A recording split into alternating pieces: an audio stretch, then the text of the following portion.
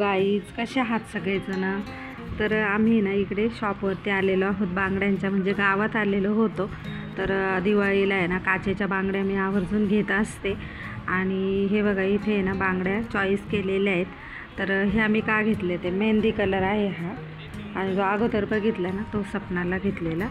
तर हा बघा हा ना मेहंदी कलर आहे, अगदी फ्रेश मेहंदी. तर माझ्या भावाने ज्या साड्या घेतल्यात ना, तर आम्हा तिघींच्याही ब्लाऊजचा एकच कलर आहे मेहंदी कलर. सपनाला म्हटलं रेड कलरच्या घेऊ, म्हणजे त्या कुठल्याही साडीवरती होतील मॅच. तर इथे गावातच आमच्या शिवाजी महाराजांचा पुतळा आहे ना, तिथेच आहेत. आणि पण काचेच्या बांगड्या आहे ना ह्यावर्षी खूपच महाग आहेत. 130 रुपयाच्या डझनभर बांगड्या होत्या फक्त, पण व्हरायटीज अगदी एकच नंबर आलेली होती.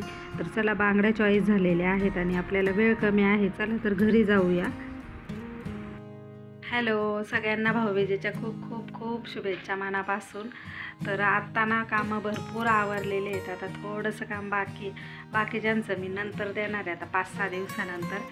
तर आज आहे ना फायनली जरा बाहेर गेलेलो, तर वॅक्स आणि आयब्रोज करून आलेली फक्त, बाकी काहीच नाही केलं. आता माझ्या बहिणीचा ब्लाऊज कट करायचा आहे. भाऊबीजेला काही मी गेलेली नाही आहे, नंतर जाईल मी आता भाऊबीजेला. हे सगळं ब्लाऊज वगैरे क्लिअर करते आता. प्रिन्सेस कटमध्ये आहे आणि तिने साडी आणलेली ब्लाऊज माझ्याकडे, त्याच्यामुळे तिचे सारखे फोन येत आहे की येताना ब्लाऊज घेऊन ये. तर चला आपण आता ब्लाऊज तिथं कट करू. तुम्हाला बॅक कॅमेऱ्याने दाखवते ब्लाऊज कसा आहे.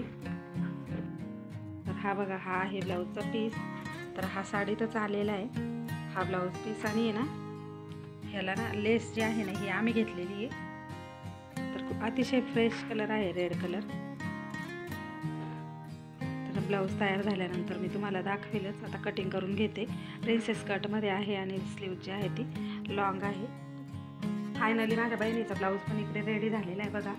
तर आहे ना काय झालं हे बघा, तुम्हाला हे जे वर्क दिसते ना हे लेसचं, याला अगदी पक्क हे बघा करदाना वर्क आहे. आणि ह्याच्यामुळे आहे ना रात्री मी शिवत होते आणि अचानक आहे ना सुई मोडली.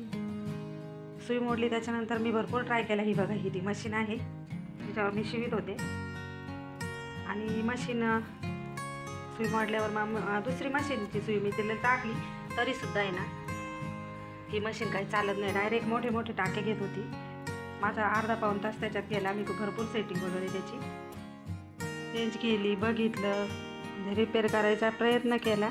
आणि त्याच्यानंतर ही बघा ही नॉवेलचं मशीन जी आहे ती लावली आणि तो ब्लाऊज जो आहे तो पूर्ण केला.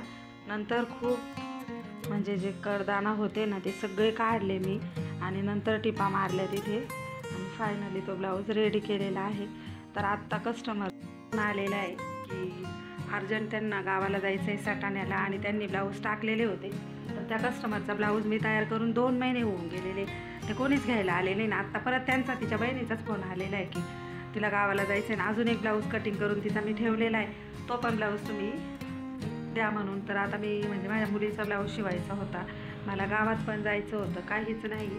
तर त्या कस्टमरचा ब्लाऊज मी तुम्हाला दाखवते.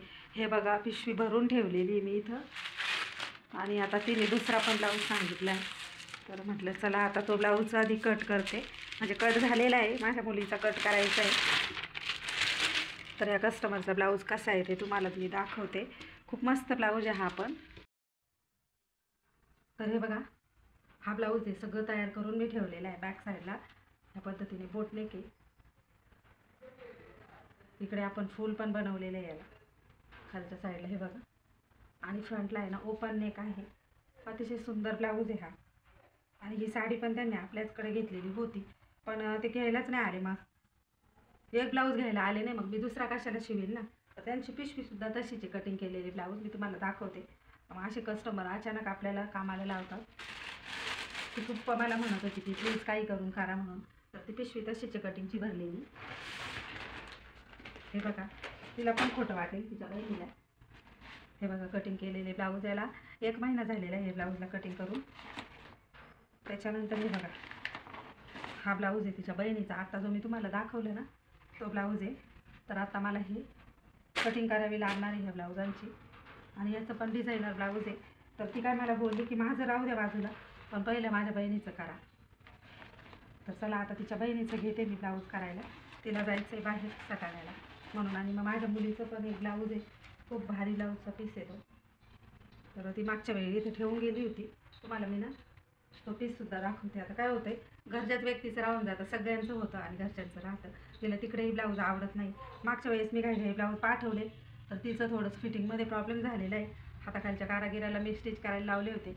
आता आहे मी कोणीच कारागीर ठेवलेले नाही, स्वतः मीच सगळं करते. कारण का सगळं आपल्यावरच येतं. कारागीर राहतं बाजूला, आपल्याला आपण सांगू पण शकत नाही. आणि कारागीर आहे ना, म्हणजे थोडंफार जर का अल्टरनेशन असलं तर डायरेक्ट त्या नाही म्हणायच्या मला. म्हणजे डायरेक्ट ठेवून जायच्या, तुम्ही असंच मेजरमेंट दिलेलं होतं आणि म्हणून मी तसंच केलं. मला खूप सारे ब्लाऊज ॲडजस्ट करावे लागलेले आहेत आणि त्याच्यामुळे ना कस्टमर नाराज होता. त्याच्यामुळे मी आता कारागीरच ठेवलेली नाही आहे. जी माझ्यासमोर काम करीन ना तिलाच मी ठेवणार आहे आता. तर चला, माझ्या मुलीचं पण ब्लाऊज शोधते आणि दोन्ही ब्लाऊज सोबत कट करते. थोड्या वेळ मी आराम करत होते. आज थोडंसं माझी तब्येत बरी नाही, माझं पोट पण दुखतं आहे आणि माझं आहे ना हे सगळं दुखत होतं, म्हणून थोडा वेळ आराम करत होते. पण काम असलं ना का आराम म्हणजे डोळ्यापुढंच हे ब्लाऊज वगैरे फिरतात. त्याच्यामुळे म्हटलं चला आता जाऊ द्या, अर्धा पाऊण तास थोडीशी झोप नाही पण फक्त थोडीशी शांत पडले होते. उठले आणि लगेच इकडं रूममध्ये आलेली मशीनच्या. आता लगेच आपण आहे ना हे कटिंगला घेऊ. मुलीचा ब्लाऊज मी तुम्हाला शेअर करते, दाखवते तो ब्लाऊज कसा आहे ते. आणि हा बघा, हा माझ्या मुलीचा ब्लाऊज आहे. तर याला आहे ना व्हाईट कलरचे असे डॉट्स आहेत आणि तिला ही साडी खूप आवडलेली होती. याच्यावर साडीवर आहे ना पूर्ण थ्रेड वर्क आहे. तर हा ब्लाऊज पण कट करायचा आहे, तर ती आता येणारच आहे. तर बघू, ती आल्यानंतर तिला विचारून मी रात्री कट करेल हा ब्लाऊज. तोपर्यंत आहे ना त्या कस्टमरचा अर्जंट ब्लाऊज येतं, आता वेळ न घालवता लगेच मी तो ब्लाऊज कटिंगला घेणार आहे.